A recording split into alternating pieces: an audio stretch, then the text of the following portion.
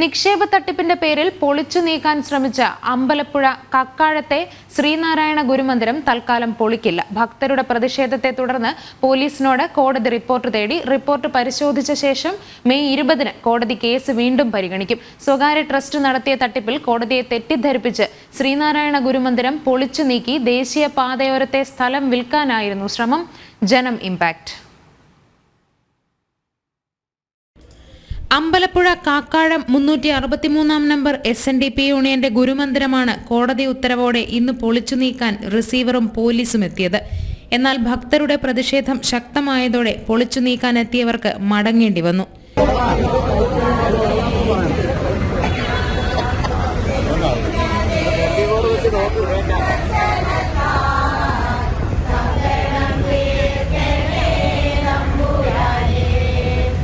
ഗുരുമന്ദിരം പൊളിച്ചു നീക്കി 14 സെന്റ് സ്ഥലം വിൽക്കാനായിരുന്നു തീരുമാനം. ഇതിനെതിരെ ഭക്തർ നാമം ജപിച്ച് പ്രതിഷേധിക്കുന്ന വാർത്ത ജനം TV ഇന്നലെ പ്രേക്ഷകരിലെത്തിച്ചതോടെ ഇവർക്ക് പിന്തുണയുമായി നിരവധി പേരെത്തി. ഞങ്ങൾ ഇനി ഇവര് ഇപ്പൊ 20-ാം തീയതി എത്രയാ അന്ന് അത് കഴിഞ്ഞ് എന്തെങ്കിലും പ്രസിഡന്റ് വരെ ഇനി ഇതുപോലെയാ. അതുവരെ എങ്ങനെ പ്രതിഷേധിക്കും? അതുവരെ ഞങ്ങൾ പ്രാർത്ഥന എപ്പോഴും കാണും. പ്രാർത്ഥന ഇന്ന് മുതൽ പ്രാർത്ഥന ഇന്ന് മുതൽ ഞങ്ങൾ ഇവിടെ പ്രാർത്ഥിച്ചോണ്ടിരിക്കുക എപ്പോഴും. പിന്നെ ഇപ്പൊ തൽക്കാലത്തേക്ക് എടുത്തതല്ല. ഇല്ല ഇത് ഞങ്ങളുടെ ജീവൻ പോയാലും ഞങ്ങൾ അനുവദിക്കത്തില്ല. പ്രാർത്ഥന മാത്രം, പ്രാർത്ഥന കൊണ്ട് ഞങ്ങൾ നേടിയെടുത്തിരിക്കും.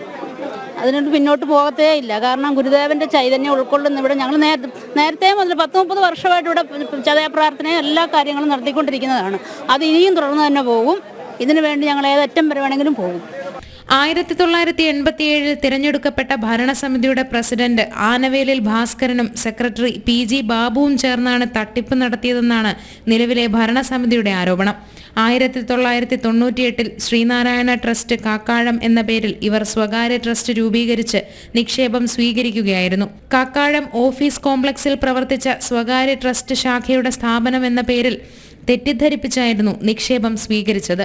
1997 ആനവേലിൽ ഭാസ്കരനും PG ബാബുവും മറ്റ് 7 പേരും ചേർന്ന് രൂപീകരിച്ച ശ്രീനാരായണ ട്രസ്റ്റ് കാക്കാഴം, അതിനാകെ ഈ SNDP ശാഖയുമായിട്ടുണ്ടായിരുന്ന ബന്ധം എന്ന് പറയുന്നത് ഈ ശാഖായോഗത്തിൻ്റെ ഓഫീസ് കെട്ടിടത്തിൽ സമുച്ചയത്തിൽ ഒരു മുറിയിൽ അവർ പ്രവർത്തിച്ചു എന്നുള്ളതാണ്.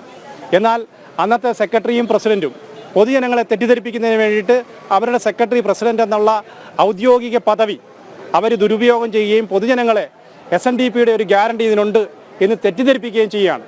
പക്ഷെ ആ ഒരു കാര്യം കോടതിയിൽ പറയുവാൻ ഇന്ന് വരെ ആർക്കും സാധിച്ചിട്ടില്ല. 2022 വരെ പൊതുയോഗമോ തെരഞ്ഞെടുപ്പോ നടത്താതെ ഇവർ തന്നെയായിരുന്നു ഭരണം നടത്തിയിരുന്നത്.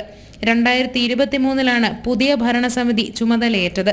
363-ാം ശാഖയുമായി ബന്ധമില്ലാത്ത ശ്രീനാരായണ ട്രസ്റ്റ് എന്ന സ്വകാര്യ ട്രസ്റ്റ് നിക്ഷേപ തട്ടിപ്പ് നടത്തിയതിനാണ് SNDP ശാഖയുടെ വസ്തുവകകൾ വിറ്റ് നിക്ഷേപകരുടെ കടം വീട്ടാൻ ഹൈക്കോടതി ഉത്തരവിട്ടത്.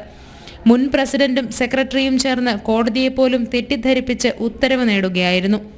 ഇത് വിറ്റ് ഈ വസ്തുവകകളെല്ലാം വിറ്റ് നിക്ഷേപകർക്ക് പണം കൊടുക്കണം എന്ന് കോടതിയെ എല്ലാവരും കൂടി ചേർന്ന് കോടതിയോട് അപേക്ഷിക്കാൻ കോടതി ഇത് വിൽക്കാൻ വേണ്ടിയിട്ട് ഓർഡർ വാങ്ങിക്കുകയാണ്. 2017 ഓർഡറാണ്. അങ്ങനെ ഒരു ഓർഡർ ഉണ്ടായ കാര്യം SNDPയുടെ ബന്ധപ്പെട്ട കക്ഷികളായ ഞങ്ങൾക്കറിയില്ല. നിലവിൽ റിസീവറുടെ കീഴിലാണ് 16 സെന്റ് സ്ഥലവും ഗുരുമന്ദിരവും. നിക്ഷേപകരുടെ പണം തിരികെ നൽകാനാണ് ദേശീയപാതയ്ക്കരികിലെ കോടികൾ വില വരുന്ന സ്ഥലം വിൽക്കുന്നതെങ്കിലും നിക്ഷേപകരുടെ കൃത്യമായ വിവരങ്ങൾ പോലും റിസീവറുടെ പക്കൽ ഇല്ലെന്നും ആരോപണമുണ്ട്. നിഷ ദിലീപ്, ജനം, ആലപ്പുഴ.